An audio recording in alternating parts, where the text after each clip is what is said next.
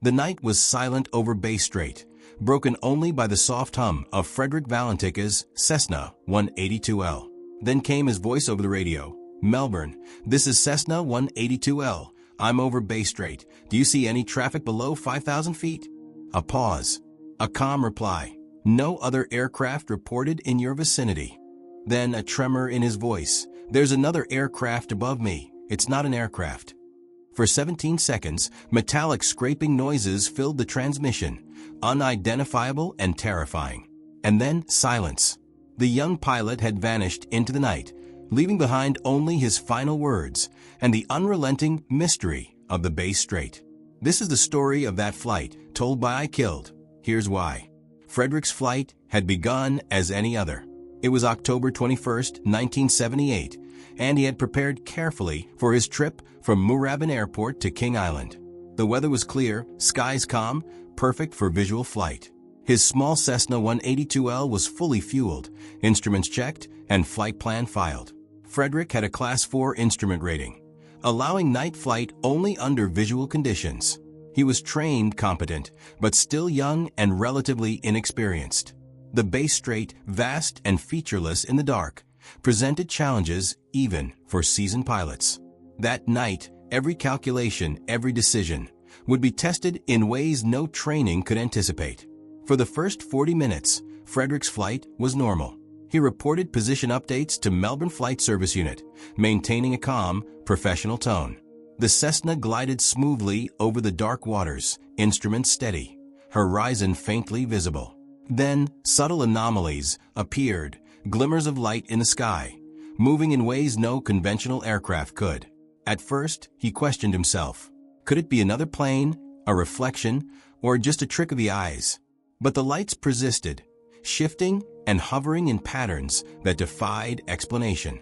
Frederick's calm began to crack as curiosity and fear intertwined. He radioed the observation to the control tower. "I'm observing another aircraft above me, metallic, fast-moving, hovering in impossible ways." The controller replied that no other traffic was reported, and the Cessna continued its lonely flight over featureless water. Frederick's voice, once steady, grew tense, describing the strange object's movements with precision. His pulse accelerated. Every instinct told him something was wrong, yet the sky offered no explanation. The Cessna, vulnerable in the dark, seemed dwarfed by the unknown looming above. Then came the words that would resonate for decades. "It's not an aircraft." His voice trembled, but he spoke with clarity. Static filled the radio, and metallic scraping sounds erupted, echoing through the empty night. Then, abruptly, all contact ceased. Frederick Valentich, young, trained, ambitious, was gone. The open waters beneath him revealed no trace, no flare, no debris, no distress signal. The radio waves carried only silence. The world was left with a chilling record of a flight interrupted by the unknown. Authorities responded immediately. A massive search operation began, spanning over 1,000 square miles of Bass Strait. Civilian planes, naval ships, and Royal Australian Air Force personnel combed the ocean, scanning waves, cliffs, and coastline for signs of wreckage. Crews endured cold nights, turbulent seas, and endless hours without success. The waters seemed indifferent, keeping the Cessna and pilot hidden. 5 years later, a single Cessna cowl flap washed ashore on Flinders Island, offering a tiny clue but no answers. The case remained unsolved and haunting. Frederick Valentich's background explains why the story grips the imagination. At 20, he was ambitious, passionate about aviation, and fascinated by the unknown. He had approximately 150 hours of flight experience and held a Class 4 instrument rating, allowing night flights only in visual conditions. He had failed the commercial pilot exam twice and had occasionally been reprimanded for straying into controlled airspace. Friends described him as intelligent, determined, and deeply curious, with a particular interest in UFOs. This curiosity, combined with his ambition, set the stage for the events that night. Investigators considered multiple possibilities. Could spatial disorientation over featureless water have led him into a fatal spiral?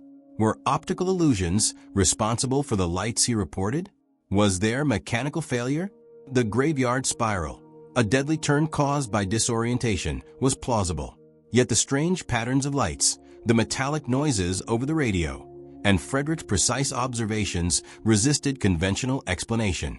Every analysis deepened the mystery rather than solving it. Eyewitness reports surfaced in the days after. People along southern Victoria described glowing orbs in the sky, moving in ways inconsistent with planes or stars. While unverified, these accounts added a layer of intrigue. Newspapers sensationalized the story, depicting Frederick as a young UFO enthusiast encountering the extraordinary. His own fascination with the unknown may have influenced his perception, blending curiosity, fear, and circumstance into an unforgettable night. Over the decades, Frederick's disappearance has inspired documentaries, podcasts, and books. Analysts studied radio recordings, radar data, and eyewitness testimonies. Pilots debate human error and spatial disorientation. UFO researchers highlight the metallic noises and unexplained lights. Yet no definitive conclusion has ever been reached.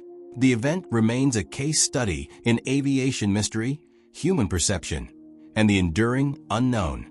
Even now, Frederick's last words resonate across decades. It's not an aircraft. They are immortalized in radio transcripts, haunting anyone who listens. The night of October 21, 1978, represents both ambition and vulnerability. A young pilot facing vast skies and the dark, unforgiving waters below.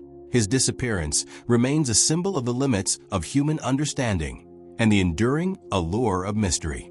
The story of Frederick Valentich teaches about ambition, curiosity, and the fragility of human life.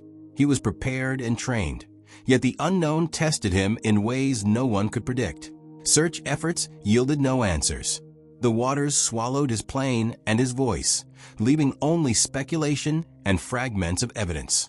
The Bass Strait keeps its secrets, the sky remains indifferent, and the story endures as a haunting mystery.